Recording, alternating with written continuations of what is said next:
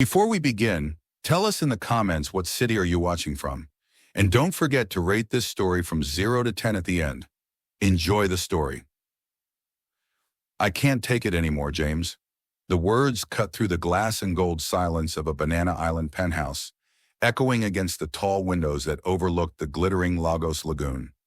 Maxwell Cole, the 34-year-old billionaire whose name graced headlines from Abuja to New York, hurled his blazer onto a cream sofa with frustration. Across the open kitchen, James, his personal assistant of 8 years, didn't flinch. He had seen this man conquer hostile takeovers and boardroom wars, but heartbreak seemed to undo him faster than any business deal gone wrong. "Another date?" James asked dryly, flipping a page on his tablet. Maxwell rubbed his temple. "Not just a date, James. A complete disaster. She took a selfie with the dessert, called me her favorite ex, and toasted to getting back together, all while tagging her followers. Am I a man or a social experiment?" James sighed. "Sir, it was just dinner." "Dinner?" Maxwell scoffed. "She said she missed me and the helicopter in the same sentence. People don't see me anymore, James. They see the money, the cars, the Cole empire. Not the man behind it." The assistant studied him for a long second before replying, "Then maybe it's time to take a break. A trip, perhaps? Something quiet." But Maxwell wasn't listening. A dangerous spark had already lit behind his eyes. "No, James, you're right about one thing. It's time for a change. I'm tired of fake smiles, of pretending. I need to see who's real." James frowned. "Sir, what exactly are you planning?" Maxwell's smirk hinted at brilliance, or madness. "An experiment, a behavioral test." James groaned. "Every time you say that, someone ends up crying, or trending. This time will be different." Maxwell poured himself a glass of whiskey, his mind racing. "I'm going to give an unlimited black credit card to 4 women in my life. No rules, no limits. 3 days of total freedom. Let's see what they do." "Sir, that sounds, how do I put this gently? Psychological warfare." "I prefer to call it observation," Maxwell said, pacing toward the massive glass doors. "People reveal who they are when no one's watching." James set down his tablet. "May I at least ask who the participants of this social experiment are?" Maxwell didn't hesitate. "Daisy, obviously. The ex who crashed your birthday party last year? She'll love this," Maxwell said with a half-smile. "Then there's Susanna, my assistant, always boasting about her strategic thinking. Let's see it outside the office. Valeria, too. Elegant, charming, manipulative. She flirts like it's a career. And," he paused, swirling the whiskey in his hand, "Cynthia." James blinked. "The housekeeper?" "Yes, the one who hums while vacuuming and calls me Mr. Cole like she's bored. She's never asked me for anything, not a raise, not favors. I want to see what she'll do with power in her hands. Or how dangerous that could be," James muttered. "You know this could go very wrong, right?" "Or very right," Maxwell said, tapping his phone. Within minutes, his bankers were arranging the cards.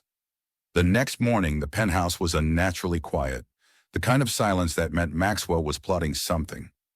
On the marble dining table lay 4 black envelopes, each embossed with a woman's name in shimmering silver ink. One by one they arrived. Susanna came first, poised, efficient, with heels sharp enough to kill. "Morning, Mr. Cole. I have something for you," Maxwell said, handing her an envelope. A small gesture of appreciation.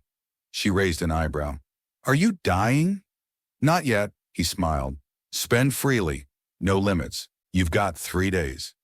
Her lips curved into a restrained smile. "You may regret this generosity." Then came Valeria, dressed for a fashion shoot, though it was barely 10 a.m. "What's this, darling? Another of your little games?" "No game," Maxwell replied smoothly. "Just freedom. Use it however you wish." She smirked, twirling the card between her fingers. "Oh, I will." Daisy arrived next, stepping out of the elevator like a celebrity entering her spotlight. "A gift?" she gasped dramatically. "Oh, Max, I knew you still loved me." "It's yours for 3 days," Maxwell said, expression unreadable. "No rules." 3 days? Sweetheart, I can change lives in 3 hours. She blew him a kiss and left, heels echoing against the marble. Finally, Cynthia emerged from the kitchen, flour on her cheek and a wooden spoon in her hand. Boss, that new oven's coughing again. If it explodes, I'm not cleaning the ceiling. Maxwell chuckled. Relax, you're not in trouble. In fact, I've got something for you. He handed her the last envelope. Cynthia squinted. You're firing me in style? No, Maxwell said, amused. It's a thank you gift. When she opened it, her jaw dropped. A black card? Mr. Cole, I gave you burnt banana bread yesterday. Are you sure you're okay? It's yours for 3 days. Use it however you like. Seriously? I can buy anything? Anything. Even air? Don't push it, Cynthia. As Maxwell walked away, she muttered, This man's lost it. But I'm not complaining. By evening, the experiment had begun. Maxwell lounged in his study overlooking the lagoon, swirling amber liquid in his glass as James scrolled through real-time transactions. Report, Maxwell ordered. 3 helicopters, and 20 million gallon, and 5-star hotel bookings. James read. Predictable behavior. And Cynthia? James hesitated. Neighborhood grocery store. Rice, diapers, crayons, poster paint, and, wait, 200 hot dogs. Maxwell turned sharply. Hot dogs? Yes, sir. And a rented delivery van. No luxury brands, no jewelry. For the first time that day, Maxwell smiled. A curious, amused smile. Now that's interesting. What on earth could she be planning? James adjusted his glasses. A children's party, perhaps? Or a small revolution, Maxwell murmured, leaning back in his chair. Outside, the Lagos skyline shimmered in golden glass, unaware that somewhere in the city, a billionaire social experiment had just begun, and one quiet woman with a black card was about to change everything he thought he knew about human nature. Maxwell told himself he was only driving to clear his head. The black SUV slid off the Lekki Epe Expressway and into a quieter neighborhood of low bungalows, narrow streets, and hibiscus hedges. He kept the windows up, AC humming, as if the leather and glass could shield him from the unfamiliarity of a world that didn't revolve around quarterly earnings and glass elevators. The address St. Francis Children's Home appeared on the navigation with an innocuous ping. His pulse, however, spiked like he was about to walk into a hostile takeover. He parked across the street and stayed in the car for a full minute. On the dashboard, his phone lit with 3 missed calls from Daisy and 2 from Susanna. He turned it face down. Today wasn't about them. Today was about the mystery of 200 hot dogs in a rented van. A white minibus sat inside the compound with its back doors open. From the gate, he could see movement in the courtyard beyond.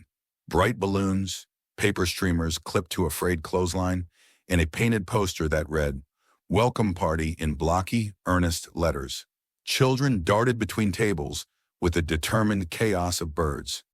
Maxwell straightened the cap he'd stolen from the penthouse storeroom, a plain, navy thing, then reached for the other part of his disguise, a volunteer T-shirt borrowed from James's emergency charity stash. It hung loose on him in a way that made him feel ordinary. The sensation startled him. At the gate, a kindly woman with laugh lines and authority in her shoulders looked him up and down. Can I help you? Hi, he almost said Maxwell Cole. The name would split the compound in half. I'm Max. I heard you might need an extra pair of hands. She studied him, not impressed, not dismissive, only practical. We always do. I'm Margaret. Wash your hands at the tap, then meet me by the grill. He followed a path into the courtyard and stopped. There, at the center of it all, was Cynthia, in a clown costume that looked hand-sewn and gloriously wrong. A yellow and blue jumpsuit ballooned around her, red shoes kept trying to trip her, and a rubber nose perched crookedly on her face. She stood before a semicircle of kids, twisting a long balloon with dramatized concentration. And if you twist like this, she said, you get a... The balloon popped with the violence of a firecracker. Every child shrieked, then erupted into laughter. Cynthia threw her hands up. Confetti snake, limited edition. Maxwell's laugh escaped before he could stop it. He shouldn't have been charmed, not by the squeaky shoes, Not by the face paint smudged where she'd wiped sweat with the back of her hand. Not by the unapologetic joy of it. But something loosened in his chest, a knot he'd forgotten he carried. "Max!" Margaret barked kindly from the grill. "Ever flipped hot dogs?" "I have spreadsheets," he said, then caught himself. "I mean, no, but I learned fast. Here." She handed him a spatula like a general handing over a flag. "Turn every 30 seconds. Don't burn, don't drop, and don't feed them to yourself. Hungry volunteers are dangerous." He set to work, hyper-aware that the billionaire in him had never stood over a smoky metal drum doing anything but point. Grease hissed, children squealed. Afro-pop fluttered from a portable speaker, tinny but cheerful. Across the yard, Cynthia made a serious show of inflating another balloon. The second pop startled a toddler into tears. Cynthia knelt instantly, tugging off the red nose. "Hey, princess, what happened?" The toddler's lip trembled. "It was loud." "I know," Cynthia said softly. "My heart jumped too. Do you think it needs a magic bandage?" She produced a tiny rainbow plaster from her pocket, like a magician revealing a dove. "But listen, this only works if we do 3 tiny jumps together. Ready?" They jumped. 1, 2, 3, ridiculously small hops. The toddler giggled and through her tears. Maxwell flipped a row of hot dogs and realized his eyes stung from more than smoke. He looked away, swallowed, and forced himself to focus on not incinerating lunch. As the afternoon unfurled, he discovered children had a talent for interrogations. "Are you rich?" a boy of 8 asked, eyeing him like a detective. "A little," Maxwell admitted, because lying to small humans felt illegal. "Can you buy a dragon?" "There are no real dragons." The boy shrugged. "Cynthia says she's seen one." Maxwell glanced at the clown by the paint table, now helping 2 girls smear color on cardboard crowns. "She says that?" "She tells stories," the boy said simply, as if that explained the entire economy of miracles. When the hot dogs were ready, Cynthia took over the grill with an ease he envied. "You handle buns," she ordered, slipping into a tone that was half kitchen, half command center. "And don't be stingy with ketchup. We're philanthropists today." "No." "What does that mean?" Maxwell asked. "People who give away ketchup like kings." He laughed. "I've been doing philanthropy wrong." "Join the club." They worked as a team, she flipping, he plating, both of them listening to stories as children collected their portions. A drawing of 2 stick figures holding hands. "That's me and my future self," a boy explained seriously. A rock with a face drawn on it. A song hummed too shyly to be shared. Somewhere in the middle of all of it, Maxwell stopped thinking about transactions and began measuring the afternoon in smiles. When the rush slowed, Cynthia tugged her wig off and wiped her brow with a napkin. "You look like a volunteer who survived a hurricane." "I feel like one," he said. "Do you always do this?" "Fridays," she replied, casual as weather. "Sometimes Saturdays. Depends on how many new kids came that week." He wanted to ask why. Instead, he watched her pause as a little girl tripped and scraped her knee. Cynthia was there before the first wail peaked, her whole body softening into comfort. "Let me see," she murmured. "Ah, that's a bravery mark. We'll need extra magic." The child sniffed, then proudly showed her plaster to a friend like a medal. Maxwell looked away again, blinking. Admiration wasn't a strong enough word. Whatever this feeling was, quiet, anchoring, it felt like he'd stumbled into a church built of laughter and acrylic paint. Later, as the sun drifted lower and the children toppled over each other in a game of Catch Me If You Can, Margaret called, "Tea break for heroes." She handed Maxwell a paper cup. "You're not bad," she said, approving, "for someone who looks like he's allergic to smoke." "I'm learning," he said honestly. Her eyes, wise, amused, cut to Cynthia. "Good thing you came on a day when our clown performs." His answer got lodged somewhere behind his ribs. "Yes," he said finally. "Good thing." When the minibus was packed, the paint lid snapped on, and the courtyard swept, Maxwell found himself lingering by the gate, unwilling to let the day shrink into memory. Cynthia came out carrying 2 plastic tubs of supplies. She looked lighter without the costume, her face glowing with the sweaty triumph of people who have done something that matters. "Coffee?" he said too quickly, then added, "There's a quiet place nearby. Nothing fancy." She eyed him, amused. "You're worried I'll show up in a wig?" "I'm worried I'll show up in a helicopter." "Fair," she said, smiling. "Lead the way." He took her to a cafe tucked behind a leafy fence, the sort of spot that didn't care about surnames. They chose a table under a ceiling fan that whirred like a lazy bird. The air smelled of cardamom and ground beans. Outside, lecky traffic murmured like distant surf. Cynthia cradled her cup with both hands as if warming them.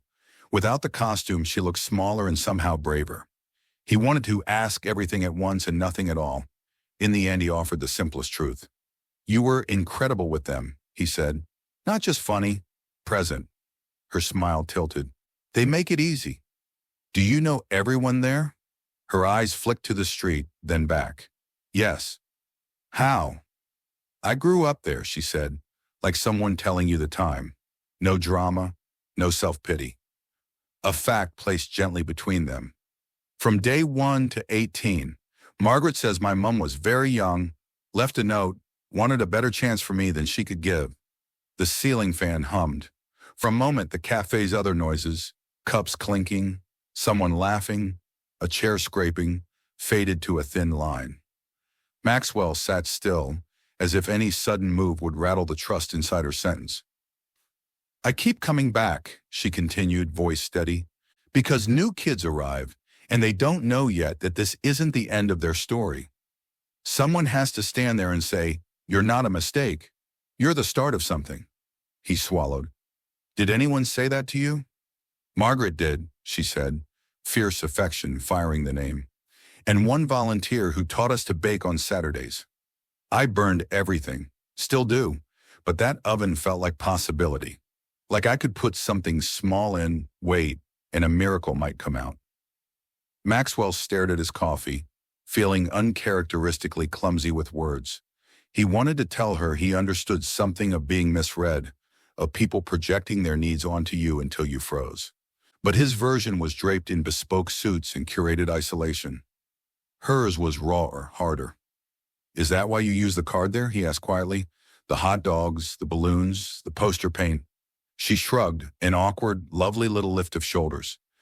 "Money is loud when you spend it on yourself. It's quiet when you spend it on others. I like quiet." "You could have bought anything," he said, still unable to keep the wonder out of his tone. "I bought a day they'll remember," she said simply, "and maybe a story they'll tell later. You'd be amazed what a balloon animal that looks like a confetti snake can do for a bad week." He laughed, then sobered. "I'm sorry if today felt like I was spying." "It felt like you were helping," she said, meeting his eyes. "But if you wear that volunteer t-shirt again, I'm issuing you a hairnet." Harsh. "Necessary," she said, lips curving. "You have grill potential. Needs supervision." They sat in companionable silence, listening to the fan churn through the late afternoon heat.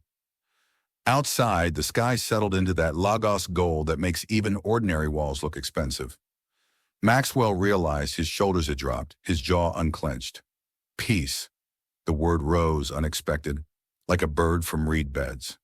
"Cynthia," he said, finally careful, "I don't know what my experiment is going to prove. Maybe that I'm an idiot with too much money and not enough faith. But today, you showed me something I can't quantify." "What's that?" "That generosity can be funny," he said, "and brave and messy, and exactly enough." She looked at him for a long, unreadable moment. Then she tapped her cup with her nail, a soft, satisfied sound. "Good," she said, "because tomorrow the oven at your place is coughing again, and I'll need someone brave to watch it while I fight." "Deal," he said, and meant more than the joke. They left the cafe together, the evening folding around them like the last page of a chapter. In the SUV's reflection, he saw them side by side. No helicopter, no headlines. Just a man who'd forgotten how to breathe and a woman who'd reminded him without trying. On the drive back to Banana Island, Maxwell didn't play music. He didn't return calls. He let the city stream past. Billboards, taillights, market umbrellas. A boy chasing a football across sand. In his peripheral vision, confetti snakes danced. A clown's nose sat light as a pulse. Admiration was the closest language he had, and when peace was the truest. Morning sunlight poured into the penthouse like liquid gold, gliding across marble floors and glass railings, until it reached the long conference table at the center of the room. Maxwell Cole stood at one end of it, his reflection faint in the polished surface. For a man who commanded empires, he looked oddly unsettled, as if standing before a verdict of his own design. The black envelopes were gone. The 3 days were over. Now it was time to face the results. He'd called the 4 women for 10 a.m., his tone on the invitations deliberately neutral, gathering regarding financial accountability. In Maxwell's world, that phrase could mean anything from bonuses to terminations. James hovered discreetly in the corner, tablet ready, expression unreadable. He'd warned his boss that this experiment would bring trouble. Maxwell had replied, "Truth usually does." The elevator chimed. Daisy entered first, the air around her scented with something expensive and loud. She wore a neon pink dress that matched her freshly polished nails and carried a handbag the size of a briefcase. Her sunglasses were the kind people wore when they didn't want to be questioned. "Darling," she exclaimed, twirling once as if stepping onto a runway. "You said accountability. I assumed it meant photos. You should have warned me." Maxwell said nothing, only gestured toward the chair. Next came Susanna, sleek as ever in a navy suit that screamed corporate ambition. She gave Daisy a polite nod that didn't reach her eyes. "Good morning, Mr. Cole," she said crisply, sliding into her seat with the posture of someone expecting a board meeting. Valeria drifted in last, phone in hand, voice husky from a night of champagne. "Sorry, traffic was brutal. But I brought redemption. See?" She flashed the screen toward Maxwell, displaying an event poster, the Hearts of Lagos Charity Gala, organized by Valeria West. Finally, the door from the hallway opened softly, and Cynthia stepped in. She wore her usual plain blouse and dark jeans, her hair pulled into a bun. No makeup, no pretense. Just that calm presence Maxwell had found himself thinking about all night. "Morning," she said simply, and sat down near the end of the table. For a moment, the contrast between the 4 women was almost cinematic. 3 dressed for attention, 1 blending into quiet dignity. Maxwell inhaled, then exhaled. "Thank you for coming. As you know, I gave each of you a card with no limits, no instructions. I wanted to see what you'd do when no one was watching." Daisy chuckled. "You were watching though, weren't you? You always are." "Consider it a lesson in observation," Maxwell said, folding his hands. "I'd like to hear how you spent it." Daisy went first, predictably eager. She rose, flipping her hair over one shoulder.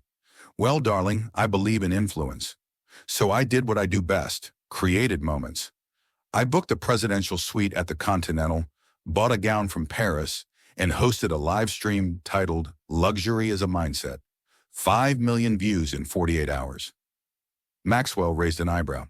"So the purpose was inspiration." "Exactly," she said brightly. "To show women they can live the dream. Isn't that charity in its own way?" James typed something discreetly. Probably delusion. Expensive. "Thank you, Daisy," Maxwell said evenly.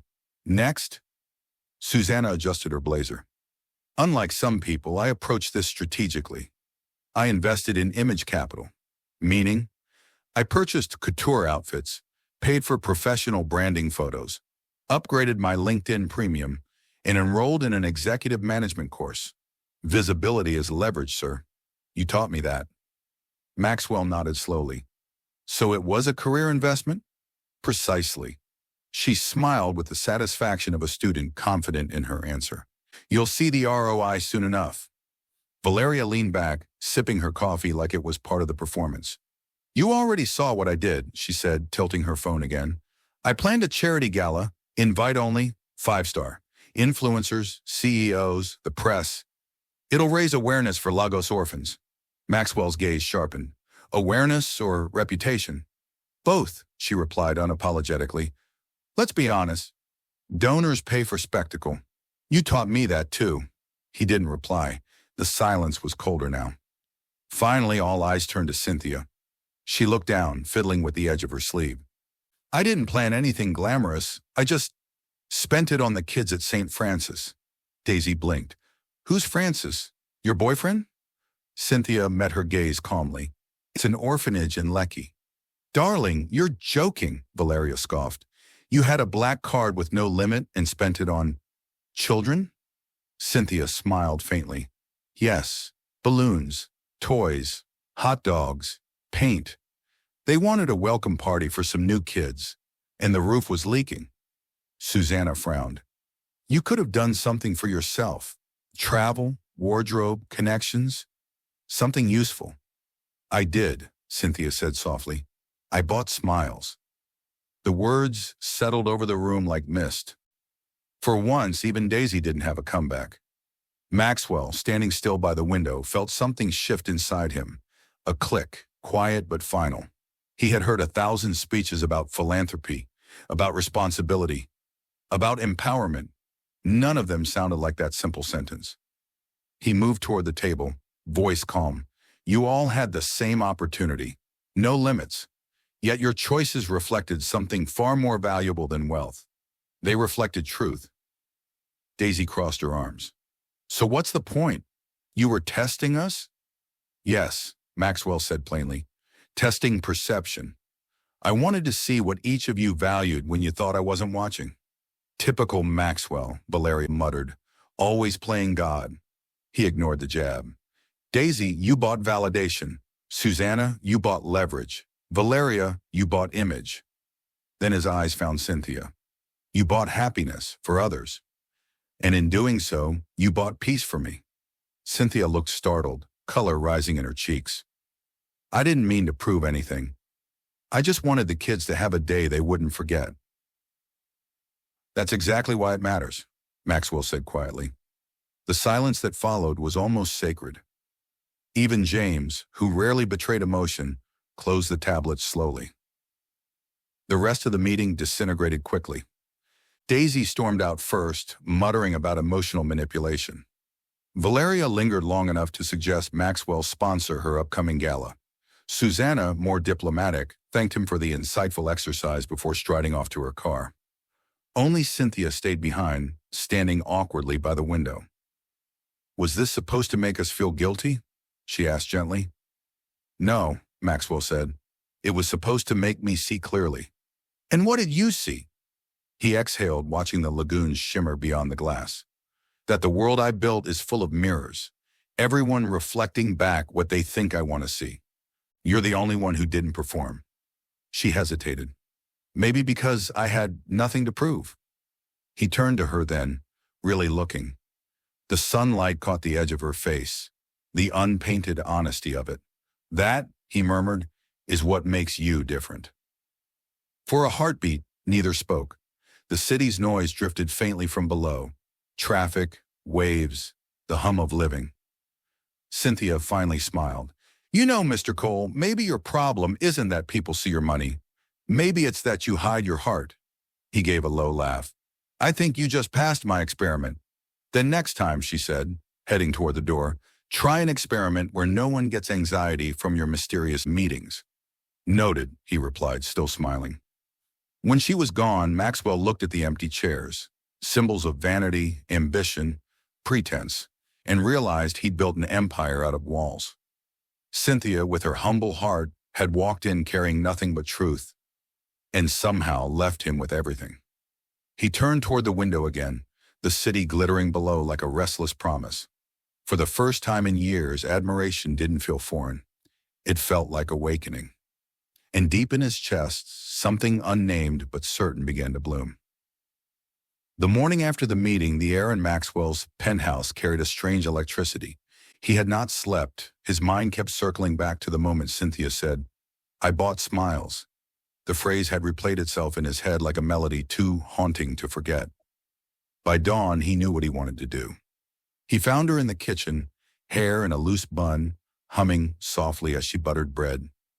The scent of fresh coffee filled the air. Her simplicity clashed perfectly with the sterile elegance of his designer space. Morning, Mr. Cole. she said without looking up. You're up early. Planning another social experiment? Not exactly. He leaned against the counter, arms folded. I'm planning a gala. She froze mid-spread. A gala? Yes, a charity event for the St. Francis Children's Home. You inspired it. Her eyes widened. You mean the orphanage? He nodded. It deserves better than chipped walls and borrowed paint.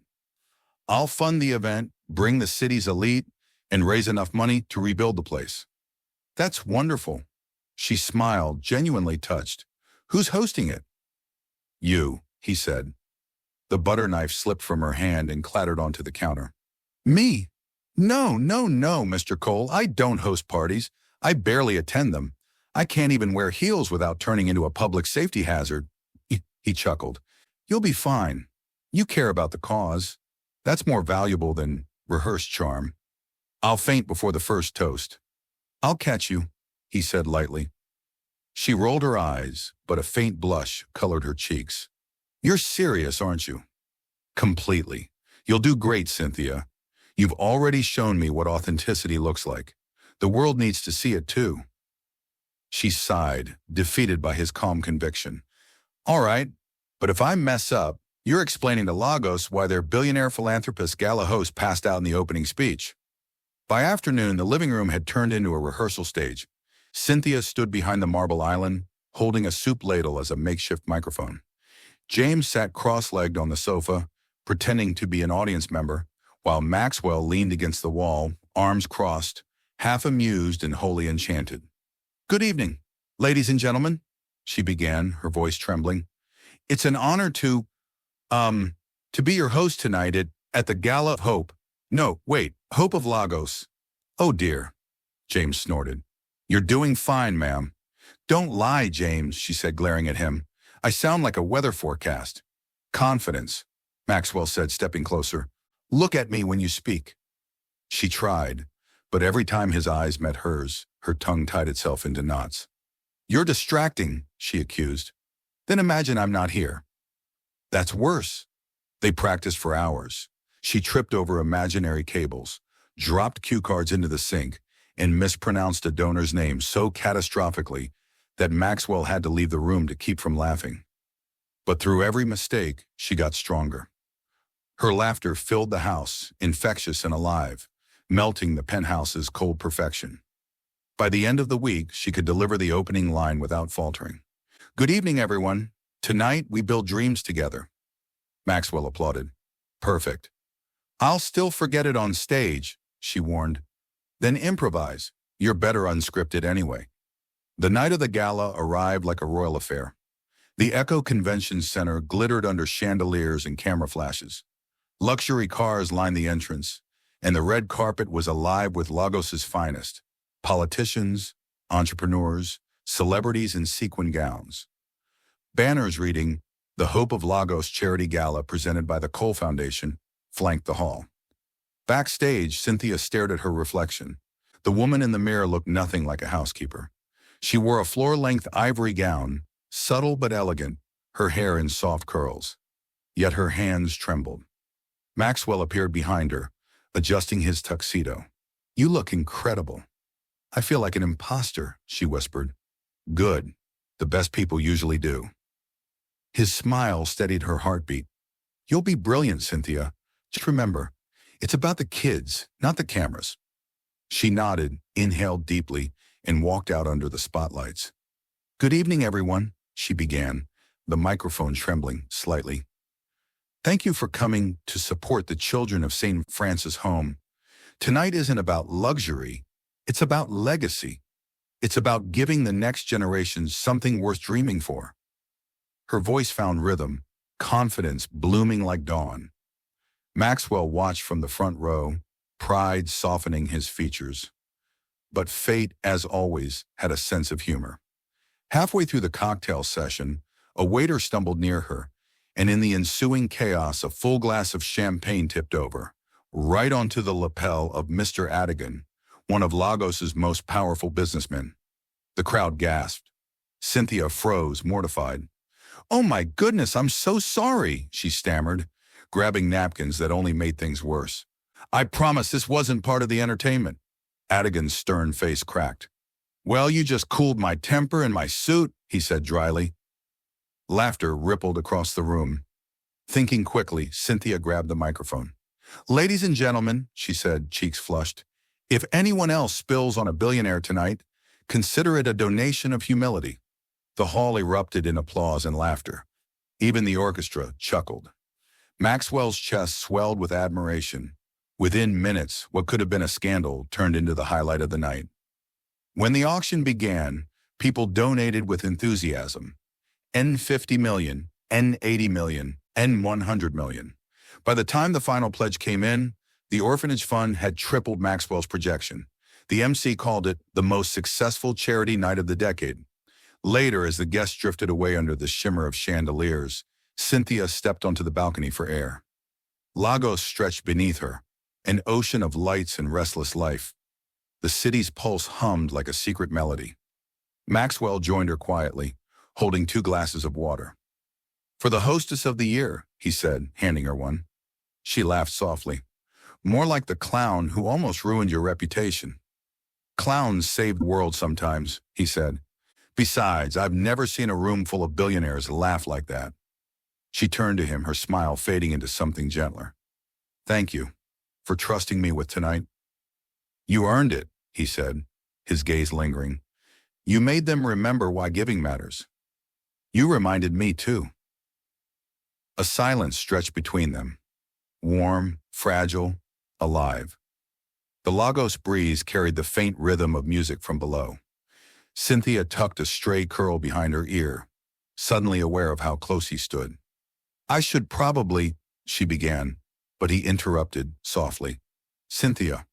She looked up, and before logic could intervene, Maxwell kissed her. Slow, deliberate, and impossibly tender.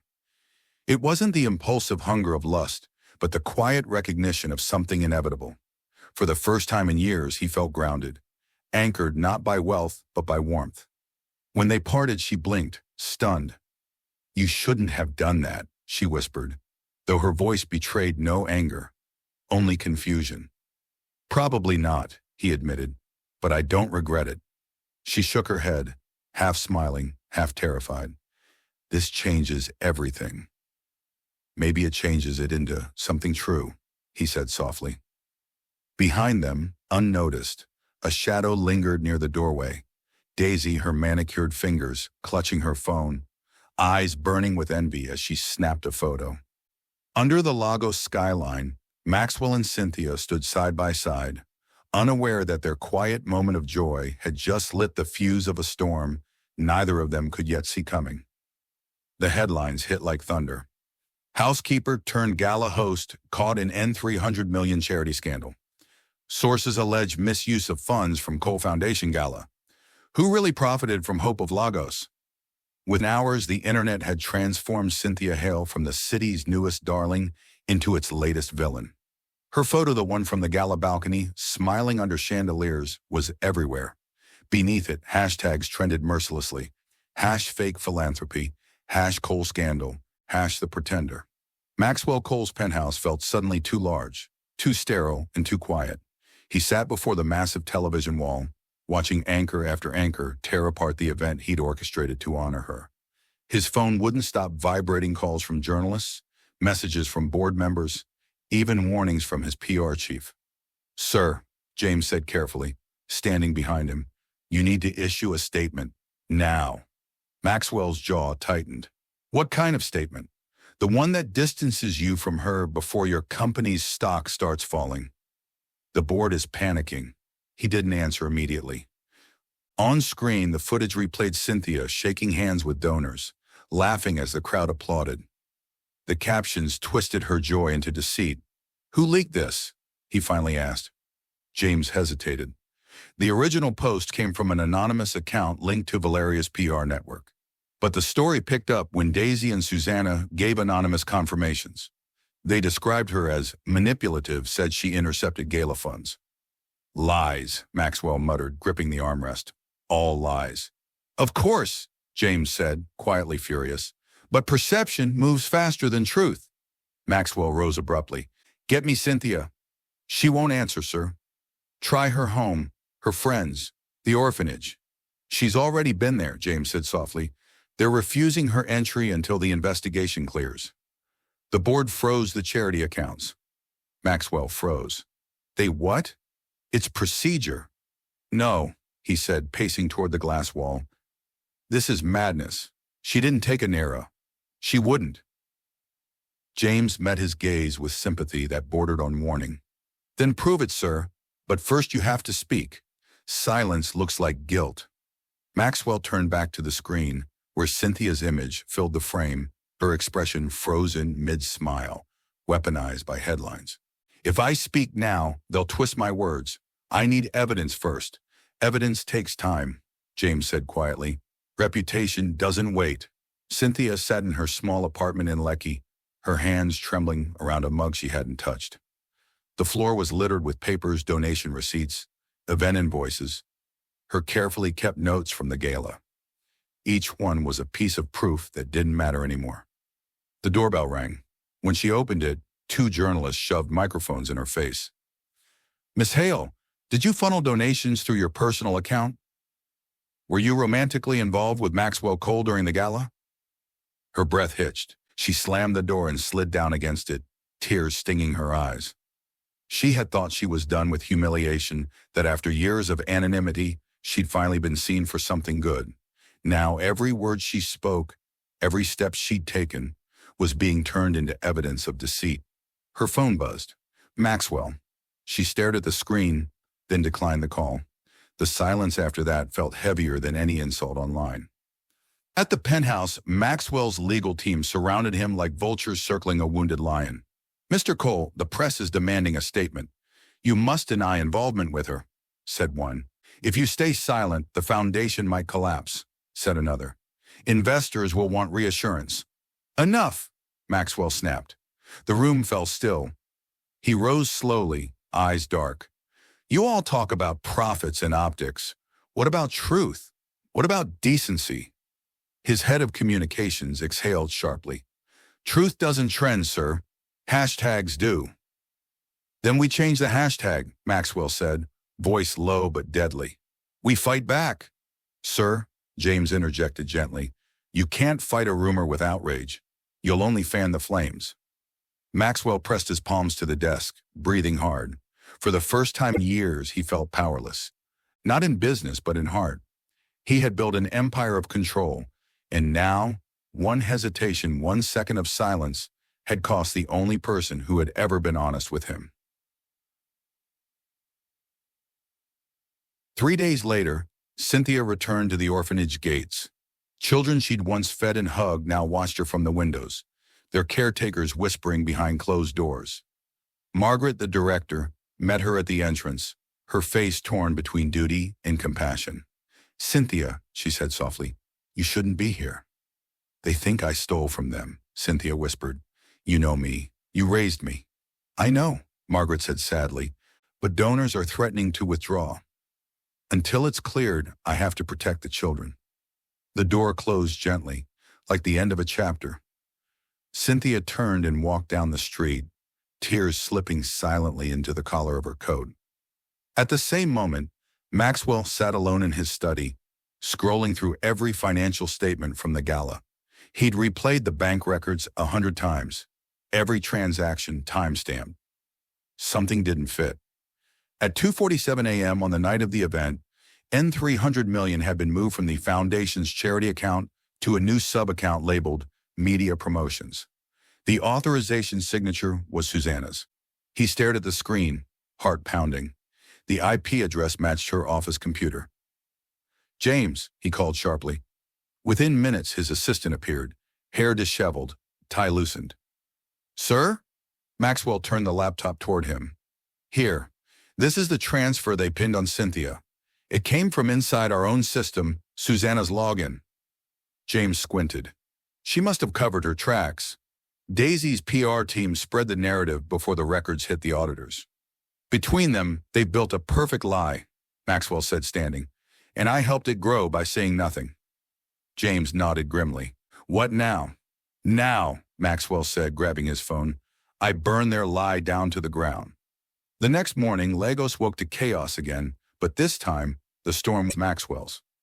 A video appeared on his verified social media accounts. He sat behind his desk, composed but fierce. 3 days ago, false accusations were made against Cynthia Hale, a woman whose only crime was kindness. I was silent because I wanted facts. Now I have them. The supposed embezzled funds never touched her account. They were rerouted internally by 2 employees, both of whom have been terminated and are under legal review. He paused, the weight of remorse visible even through the screen. I was wrong not to defend her sooner. I let doubt speak louder than trust. For that, I take full responsibility.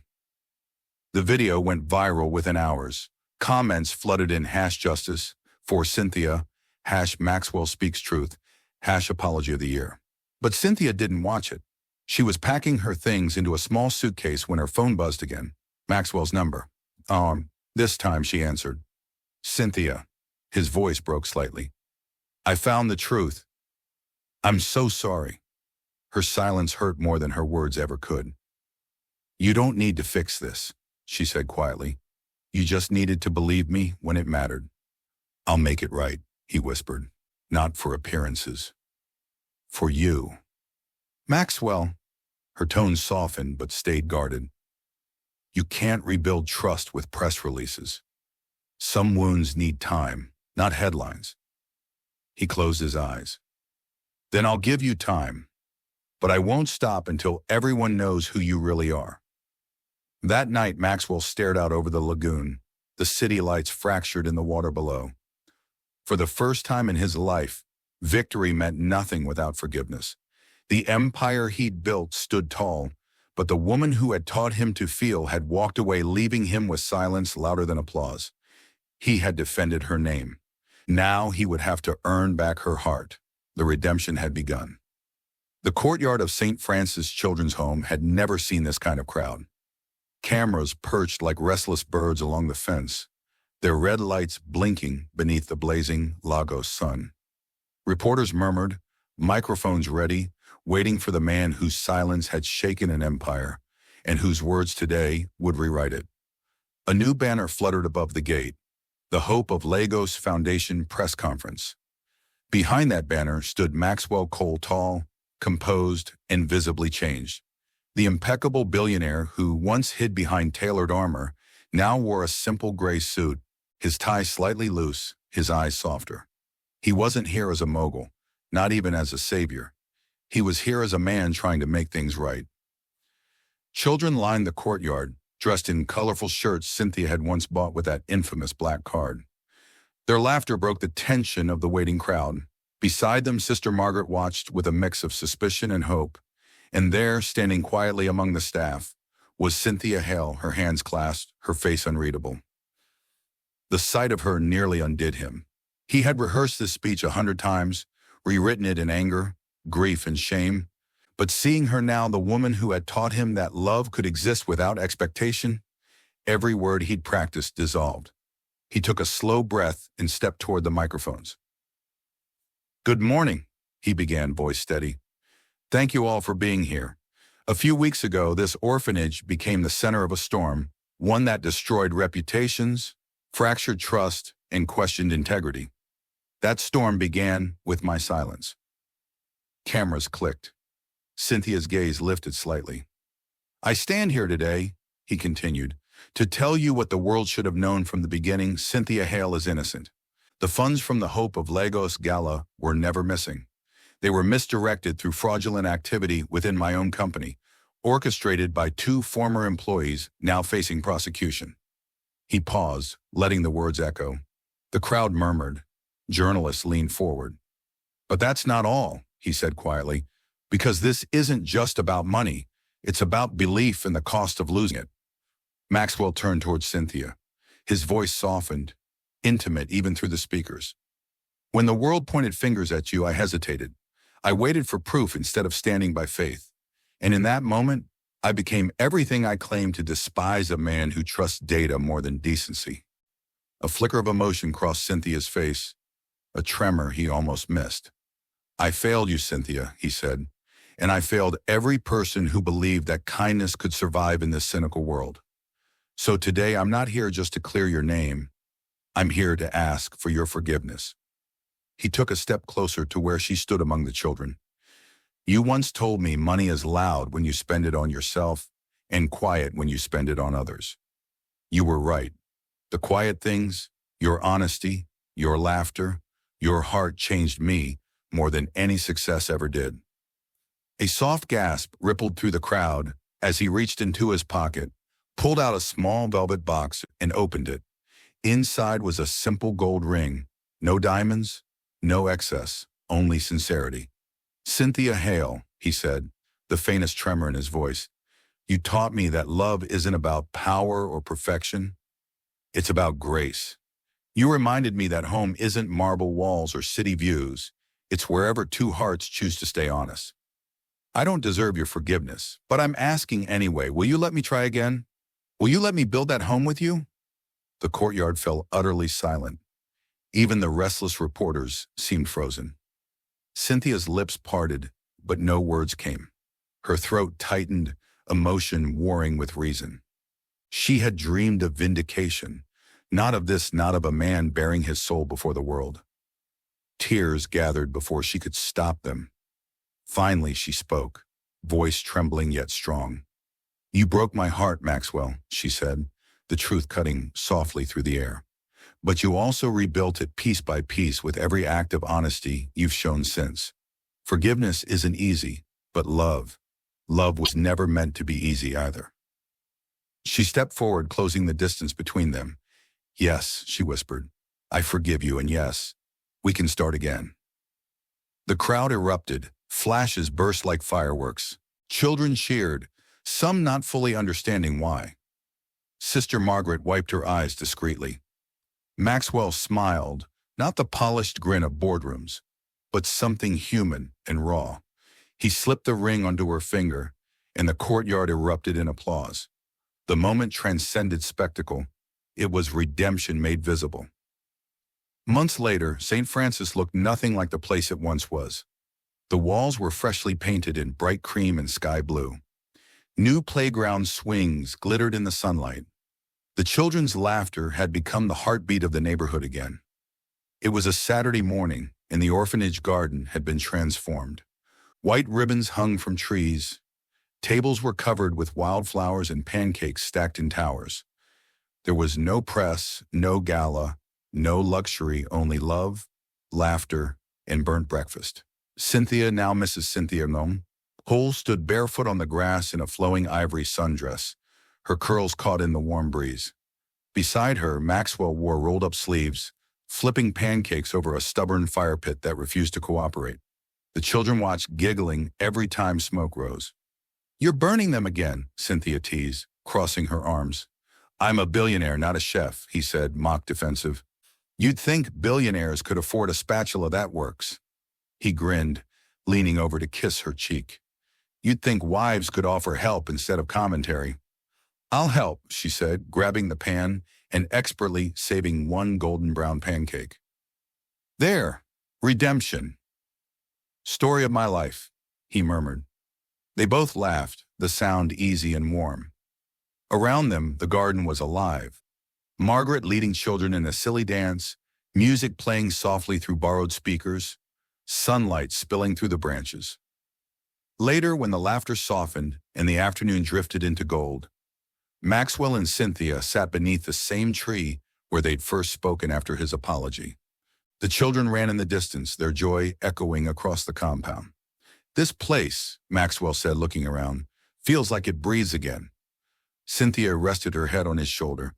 It's always been alive. You just finally slowed down enough to hear it. He smiled faintly. Do you ever miss the quiet life? She looked up at him, eyes glowing. This is the quiet life. The noise is joy now. He kissed her forehead, closing his eyes. You were right, Cynthia. Love really is the richest kind of wealth. And kindness, she added softly. Don't forget kindness. Never again. The sky shifted from orange to violet, the evening painting everything in soft pastels. Somewhere near the kitchen, a child's voice shouted, Uncle Max burned another batch. Cynthia laughed so hard she nearly spilled her tea. Go save your legacy, chef. He rose, feigning exasperation. They'll write songs about my pancakes one day. They already sing about your mistakes, she called after him. As Maxwell joined the chaos, Cynthia watched him, sleeves rolled, flour on his hands, surrounded by the children who now called him family. Her heart swelled with the quiet knowledge that everything she had once lost had found its way back, not in money, but in meaning. From the gates of scandal to this humble garden, they had built something rare and unbreakable. And as the sun dipped below the horizon, painting the orphanage in gold, the home that love built stood firm, glowing not with marble or chandeliers, but with laughter, forgiveness, and a warmth that could outshine any fortune.